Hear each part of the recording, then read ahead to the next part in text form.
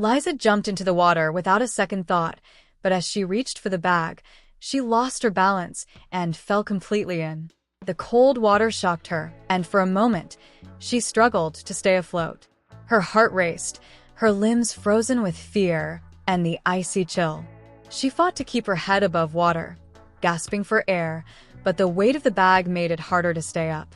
She felt herself sinking, her vision blurry and chest tight, just as her fingers barely touched the bag. With every ounce of strength, she pulled it up and gasped for air, her body shaking uncontrollably from the cold. Chapter 1. An Unexpected Encounter. Lisa was walking along the quiet path by the pond, enjoying the crisp air of late autumn. The sky was overcast, and a cool breeze rippled the water surface. She often came here to think, to be alone with her thoughts. But today, something was different. A strange sound reached her ears. Faint, desperate. She stopped, listening carefully. It wasn't the rustling of leaves or the gentle splash of water. It was something else. A weak, muffled cry. Her eyes scanned the pond, and then she saw a small burlap sack floating near the middle, barely visible among the dark ripples. For a moment, she thought it was just trash, something the wind had blown in. But then the sack moved. Something inside was struggling. Her heart clenched. Without thinking, Lisa ran to the edge of the water. The sack bobbed slightly, sinking lower with each passing second. Someone had thrown someone into the water, and that someone was still alive. She didn't hesitate. She kicked off her sneakers, threw her backpack to the ground, and stepped into the icy water. A sharp chill shot through her legs, but she pushed forward, wading in deeper. The cold stole her breath, making it hard to move. The pond wasn't deep, but the muddy bottom sucked at her feet, making each step a battle. The sack drifted further.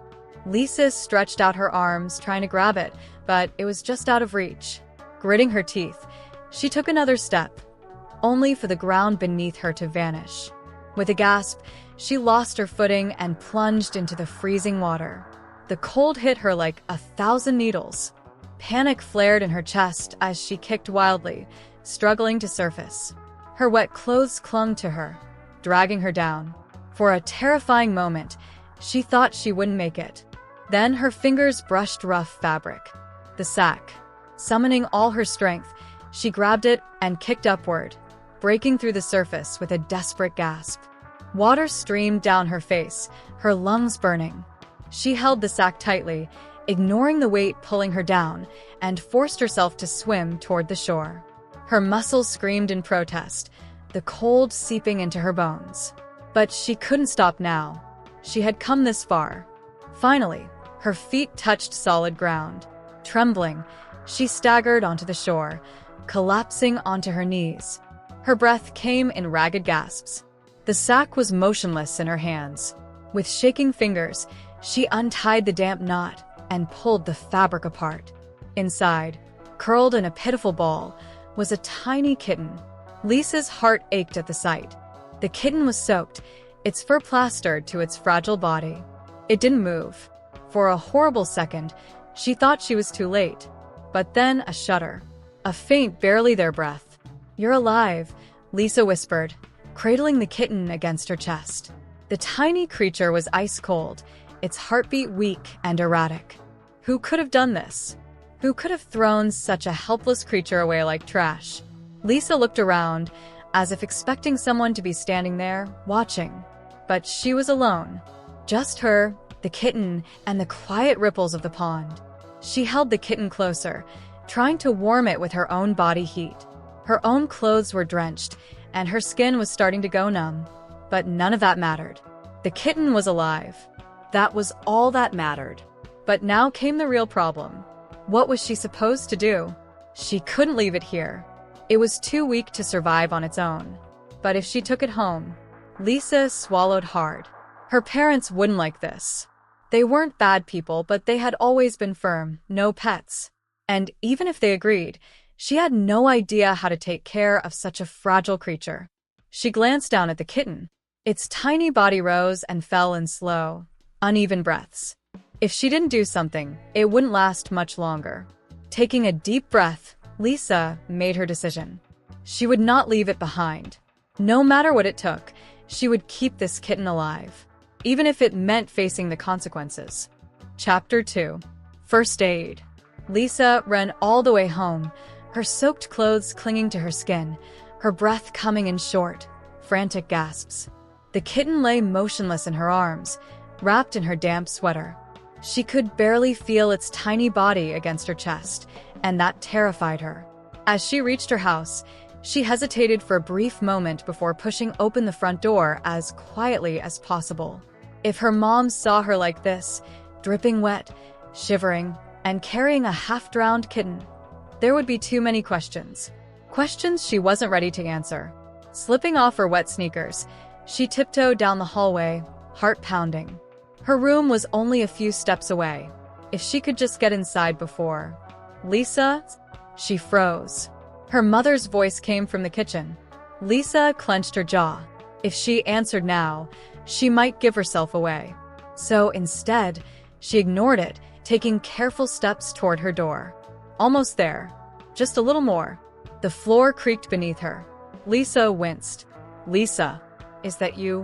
Why, yeah. I'm home, she called quickly, tightening her hold on the kitten. She turned the doorknob with trembling fingers, slipped inside, and gently closed the door behind her. Only when she was safe in her room did she let out a shaky breath. She placed the tiny bundle onto her bed and rushed to grab a towel from her dresser. The kitten was still frighteningly still. Its fur was soaked through, its little ribs painfully visible beneath the thin skin. Come on, Lisa whispered, carefully wrapping the towel around the fragile body. You have to be okay. She rubbed the kitten gently, trying to get its blood flowing, but it didn't react. Panic tightened in her chest. She had to warm it up, fast. Lisa grabbed a dry sweater and made a small nest on her pillow, then placed the kitten inside. She ran to her desk, fumbling for her desk lamp, and angled it toward the kitten, hoping the warmth from the light would help. But still, the tiny creature didn't move. Lisa swallowed hard. What if she had been too late? What if? No. She refused to think like that. Taking a deep breath, she reached for her phone. She needed to find out what to do.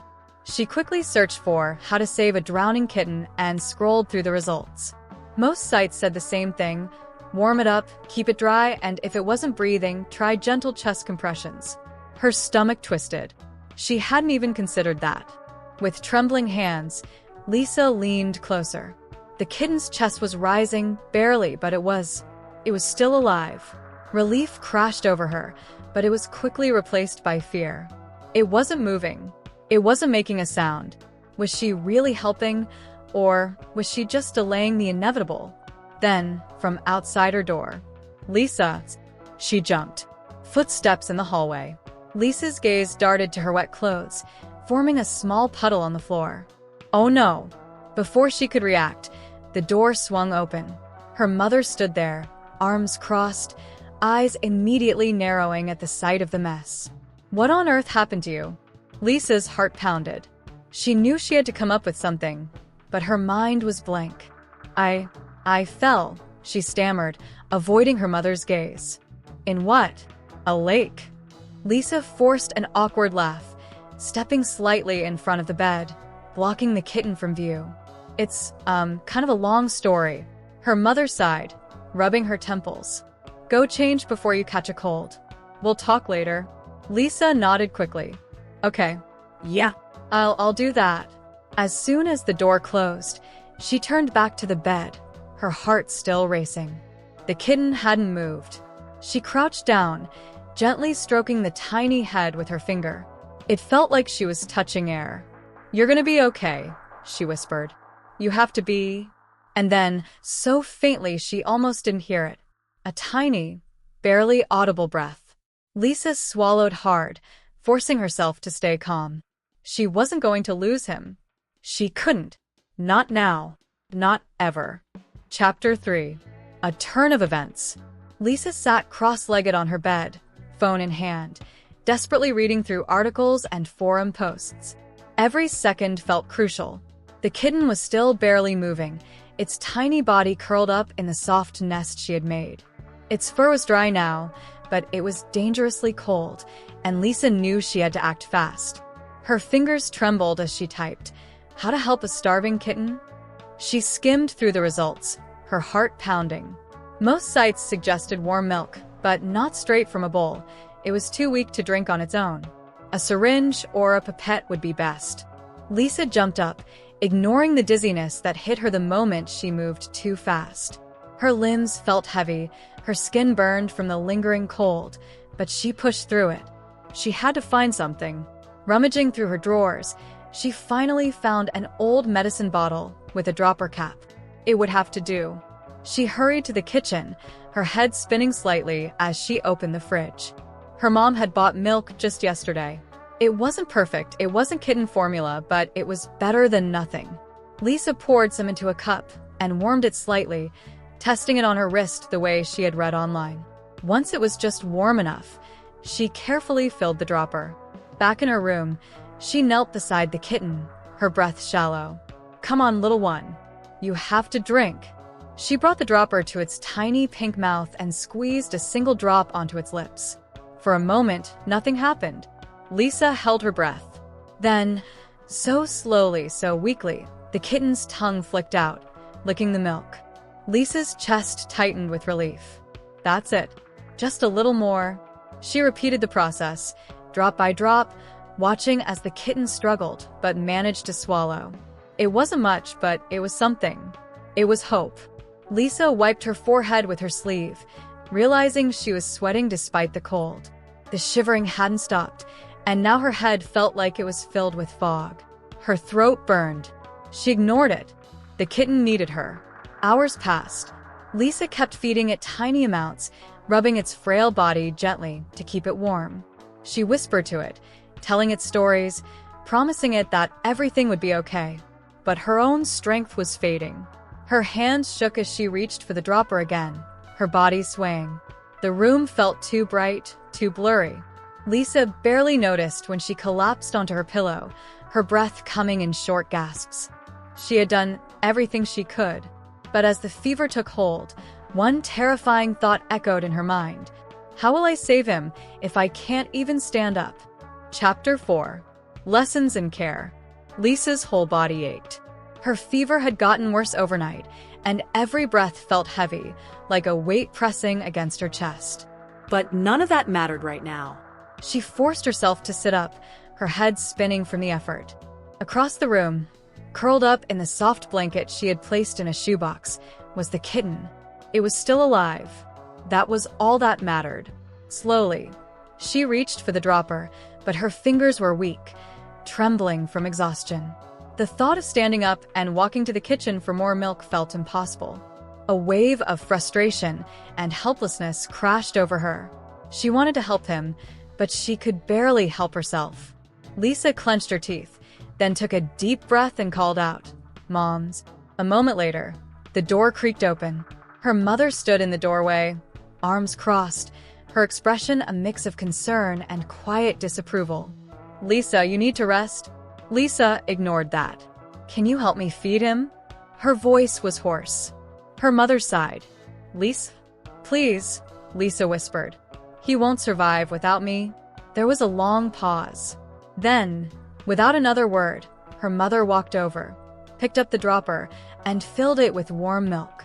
She sat beside Lisa, holding the kitten gently in one hand and the dropper in the other. "Is this how you do it?" she asked, her voice softer now. Lisa nodded, watching as her mother carefully squeezed a drop of milk onto the kitten's tiny mouth. The kitten licked it, then licked again. A few moments later, it weakly nudged forward, drinking a little more. Lisa felt tears sting her eyes. "He's getting stronger," she murmured.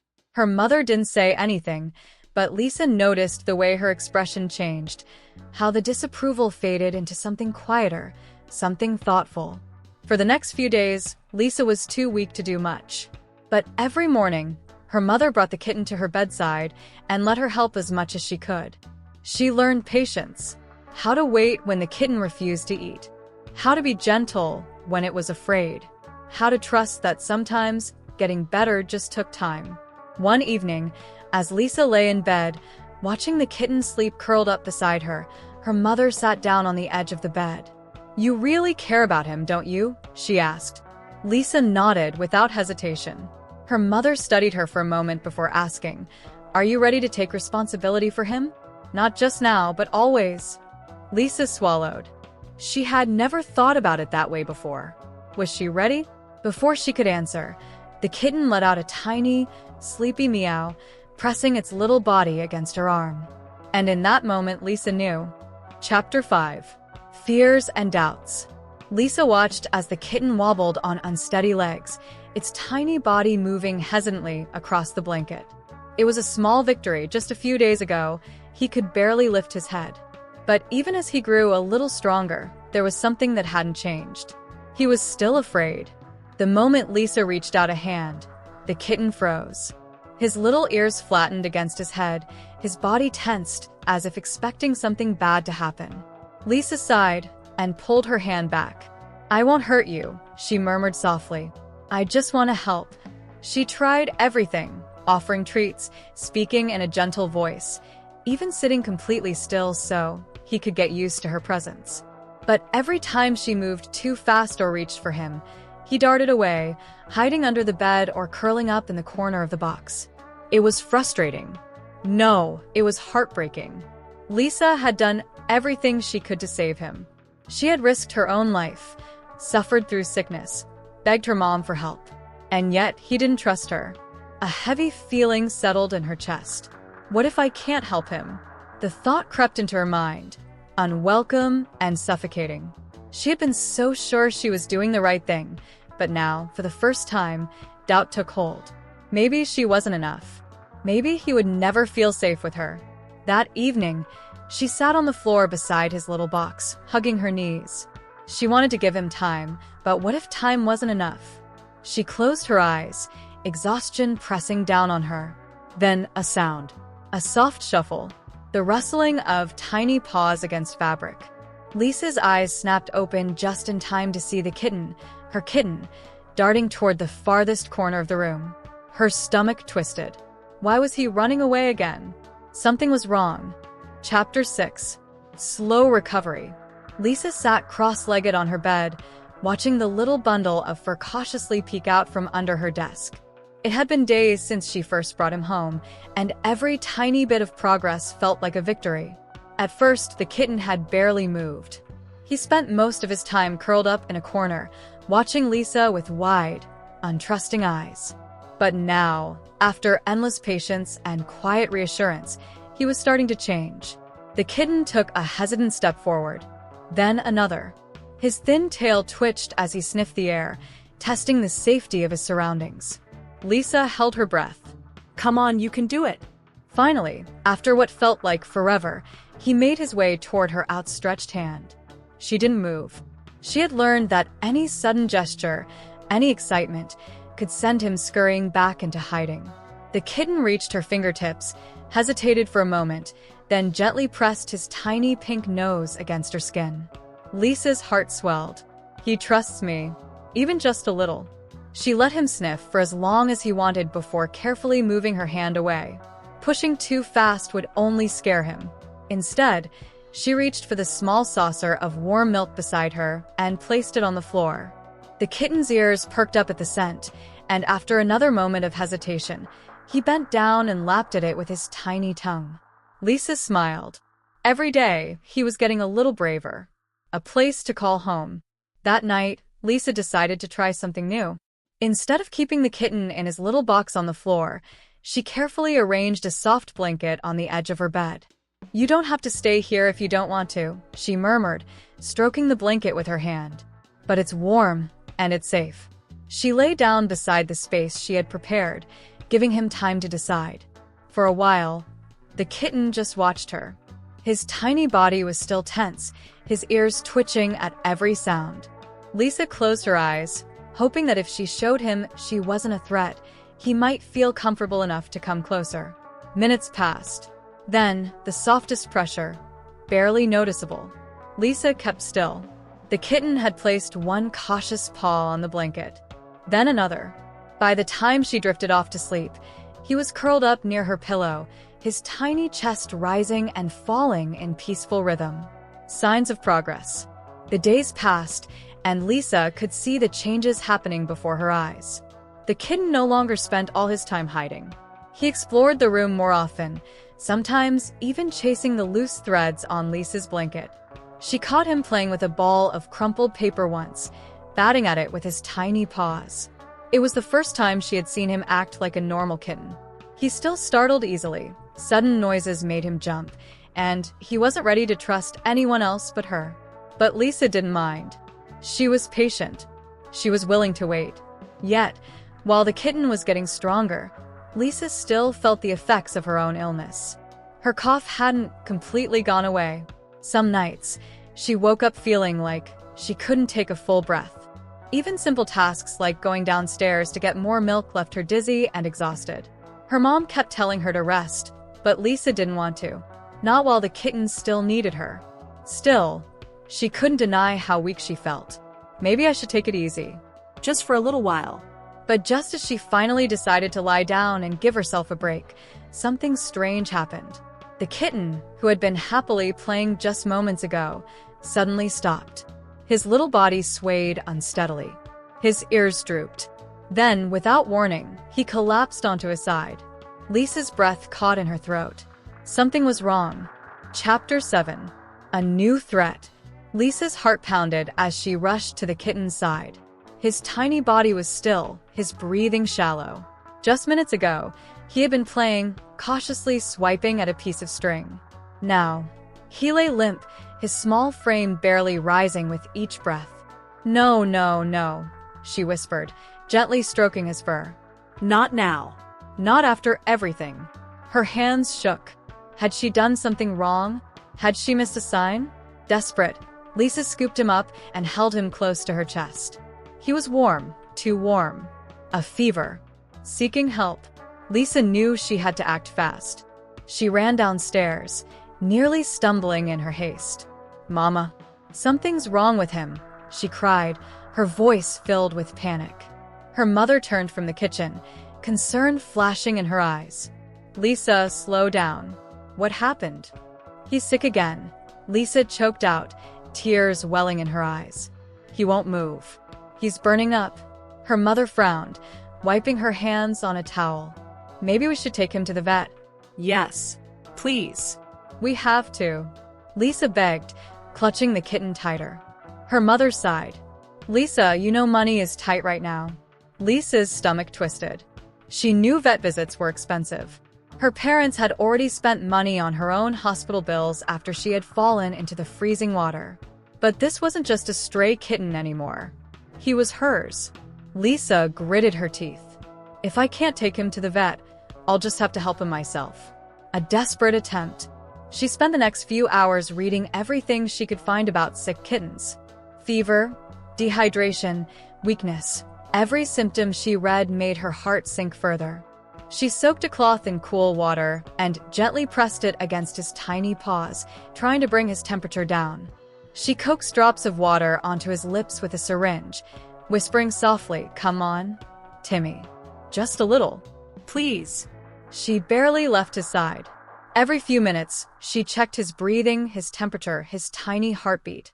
Her parents watched her, their concern growing, not just for the kitten, but for Lisa too. "Sweetheart," her father said one evening, sitting beside her. "I know you care about him, but you can't wear yourself out like this." Lisa shook her head. "I have to do this. He needs me." Her mother exchanged a glance with her father. "And what if he doesn't make it?" she asked gently. Lisa swallowed hard. The thought was unbearable. "He has to make it." She didn't answer. Instead, she placed her hand on the kitten's fragile body, feeling his heartbeat beneath her fingers. Weak but still there. Hope in the darkness. Days passed. Lisa barely slept, barely ate. She refused to give up. Then, one morning, as she lay curled up beside his little blanket, she felt something soft brush against her hand. She opened her eyes. The kitten was moving. His tiny paws stretched out, his ears twitched, and then a weak but determined meow. Lisa gasped. "Timmy?" He lifted his head, his blue eyes looking up at her. Then, for the first time in days, he pushed himself up onto his tiny feet. Lisa let out a sob, half relief, half joy. "You did it," she whispered, stroking his fur as he leaned against her hand. "You fought through," and just like that, hope returned. Chapter 8.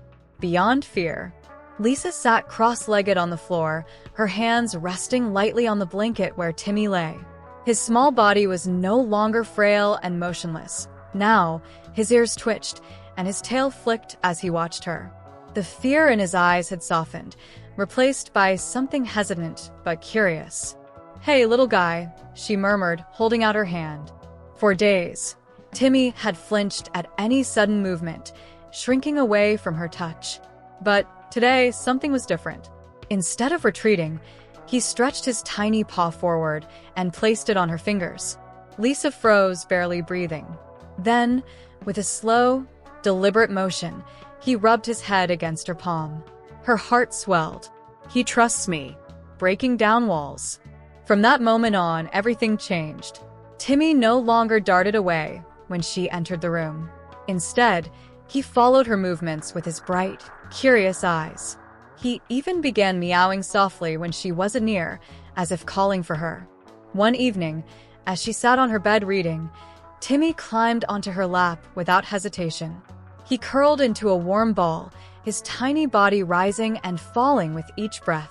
Lisa ran her fingers through his fur, amazed at how far they had come. "You're not scared anymore, huh?" she whispered. The kitten purred in response, a quiet, content sound that filled her with pride, patience, and growth. It hadn't been easy. She had spent hours just sitting beside him, waiting, letting him come to her on his own terms. She had learned to move slowly, to speak softly, to never force him into anything before he was ready. And now, all that patience was paying off. Timmy played more. He pounced on her shoelaces, batted at her fingers, and chased imaginary prey around the room. Every time he leaped onto her bed or nuzzled against her, Lisa felt something shift inside her. Not just joy, but confidence. She had done this. She had helped him heal. But just as she was beginning to feel completely at peace, her mother's voice broke through her thoughts. An unspoken question.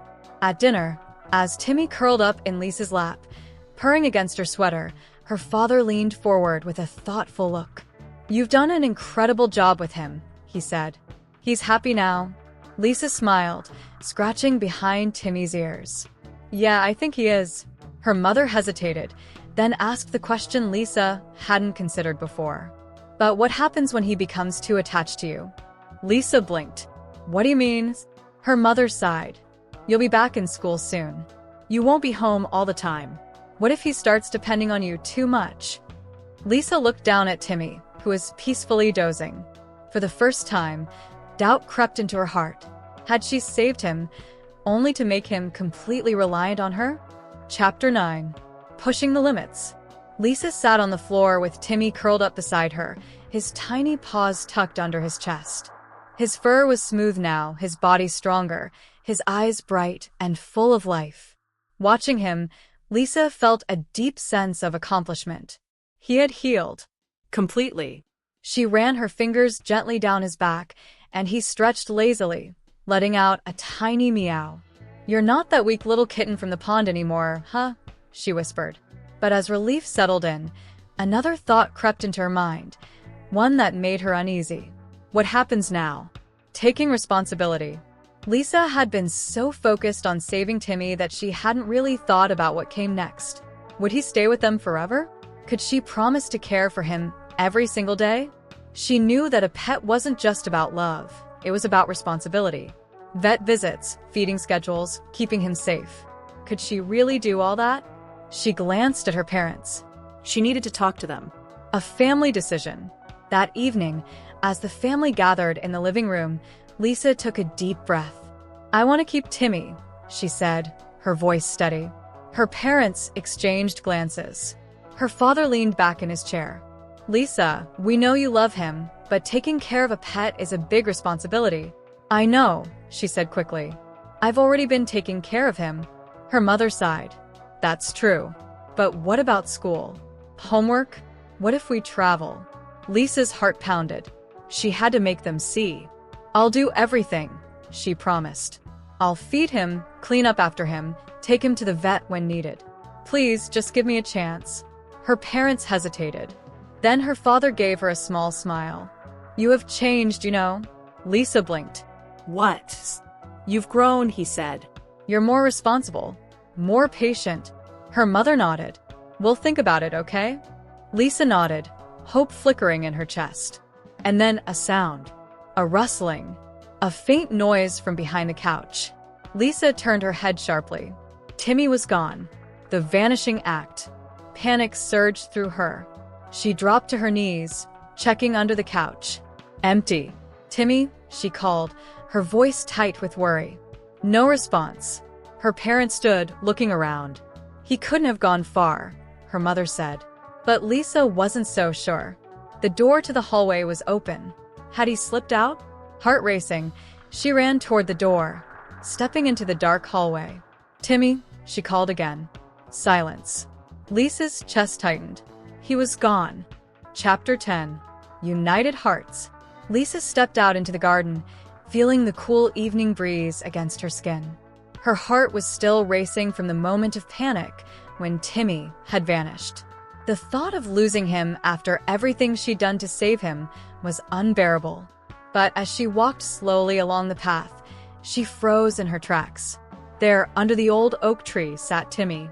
He was perfectly still, his wide green eyes fixed on her, his fur glowing in the fading light of the day. For a moment, Lisa could only stare. He hadn't run away. He wasn't lost. Timmy had simply been waiting for her. A family decision. Lisa knelt down and called to him softly. Timmy, where have you been? The kitten let out a small, contented meow and padded over to her, brushing his soft body against her legs. Lisa's heart swelled with relief and joy. She scooped him up in her arms, holding him close. Her parents had been watching from the window. When Lisa returned inside with Timmy, her mother and father were waiting. Lisa's mother looked at her with a soft smile. You've really done it, haven't you? Her father nodded. You've earned this. Lisa's eyes widened. You mean? Her mother sighed. We've seen how much you've changed. You're not the same girl who pulled Timmy out of that pond anymore. You're more responsible, more patient. We can see that you've truly committed to him. We can't deny it, her father added. Timmy is part of the family now. Lisa's heart fluttered with happiness. You mean I can keep him? Her parents exchanged a look, then smiled. Yes, you can. A new beginning. As Lisa cradled Timmy in her arms, a warm sense of peace washed over her. He was home for good. But more than that, she realized that in saving him, she had learned so much about herself. She had learned patience, responsibility, and resilience. She had learned that caring for another life, no matter how small, required sacrifice, but it also brought incredible joy. Timmy was no longer a scared, weak kitten. He had become a playful, affectionate friend who followed her everywhere, curling up on her lap when she studied or beside her when she slept. And Lisa promised herself, as she stroked his soft fur, that she would always be there for him, just as she had promised him when she first found him. A heartfelt promise. Timmy purred contentedly in Lisa's arms, and she smiled, knowing she had done something truly meaningful. She had saved him, but he had saved her too. As she gazed down at the little kitten who had brought so much love into her life, Lisa understood something deeper than she had before.